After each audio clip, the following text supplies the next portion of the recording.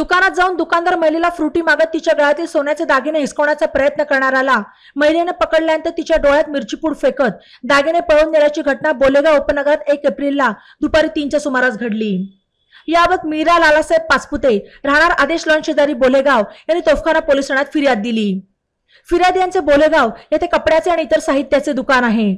सोमवारी दुपारी त्या दुकानात असताना सदर घटना घडली। त्यावेळी फ्रीज मध्ये असलेली फ्रुटी काढण्यासाठी त्या वाकल्या असत्या त्या तरुणाने त्यांच्या गळ्यातील 1.5 तोळा वजनाचे सोन्याचे मिनी गंठण हिसकावले। हे लक्षात येतात पाचपुते यांनी त्या तरुणाचा हात पकडला आणि आरडाओरडा करायला सुरुवात केली। तेवढ्यात त्याने खिशातून मिरची पूड काढत ती फिर्यादी पाचपुते यांच्या डोळ्यात फेकली आणि सोन्याचे मिनी गंठण घेऊन तेथून तो मोपेडवर बसून पळून गेला। फिर्यादी पाचपुते यांनी केलेला आरडाओरडा ऐकून तेथे नागरिक जमा झाले, मात्र तोपर्यंत चोरटा पसार झाला। त्यानंतर पाचपुते यांनी तोफखाना पोलिसांना ही माहिती दिली।